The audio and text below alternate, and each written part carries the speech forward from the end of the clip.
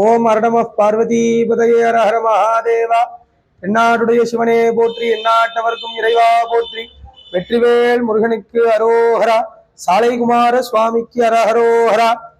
அன்பார்ந்த ஆஸ்திக பக்திமொழி என்பவர்களே, முருக வழிபாடு என்பது நமது தமிழ்நாட்டிலே மிக சிறப்பாக நடைபெற்றுக் கொண்டிருக்கிறது. தமிழ் கடவுளான முருகப்பெருமானிற்கு வருடம் முழுவதும் சிறப்பான முறையிலே மாதம் மாதம் பூஜைகள் நடந்திருக்கும். அதில் மாதம் மாதம் வரக்கூடிய கிருத்திகை நட்சத்திரம் மிகவும் விசேஷம். அதேபோல் வைகாசி மாதம் வரக்கூடிய விசாக நட்சத்திரம், வைகாசி விசாகமானது முருகருக்கு விசேஷம். அதேபோல் இந்த தை மாத காலத்தில் வரக்கூடிய பூச நட்சத்திரம், தைப்பூச நட்சத்திரத்தில் முருக வழிபாடு என்பது மிக உன்னதமானது.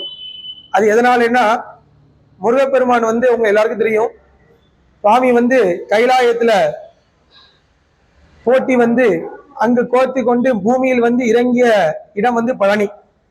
அந்த பழனியில் இறங்கிய போது அன்று நட்சத்திரம் தைப்பூச நட்சத்திரத்துல பழனியில ஆண்டியாக முருகப்பெருமான் காட்சி கொடுத்தார்.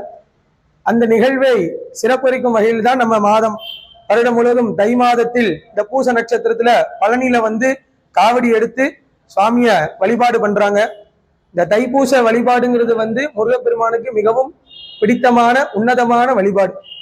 இந்த எப்படி சுவாமி ஆண்டியாக பழனியில நின்றாலோ, அதே போல் நாம் அனைவரும் மாலை அணிந்து விரதம் உண்டு, ஒரு 3 வேளை உணவு இடத்தில் ஒரு வேளை மட்டும் உணவு உண்டு, 11 நாட்களோ 21 நாட்களோ 48 நாட்களோ விரதம் இருந்து இந்த தைப்பூச நாளிலே முருகப்பெருமானுக்கு பாத யாத்திரையாக சென்று அங்கு நமது திருச்செந்தூரிலோ அல்லது பழனியிலோ அங்காங்கே இருக்கும் முருகப்பெருமான் ஆலயங்களில் சென்று முருகனை வழிபட்டு எல்லா விதமான பிரார்த்தனைகளும் நாம் முருகப்பெருமானிடம் சேர்த்து அந்த பிரார்த்தனையை முருகப்பெருமான் நம் அனைவருக்கும் நிறைவேற்றி கொடுக்கிறார்.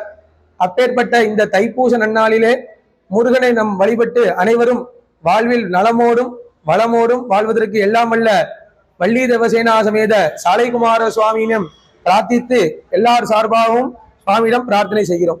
ஹரணம பார்வதி பதையே ஹர ஹர மகாதேவா. வெற்றிவேல் முருகனுக்கு அரோஹரா. திருநெல்வேலி சாலைகுமரன் கோவில் அர்ச்சகர் சபரிப்பட்டர்.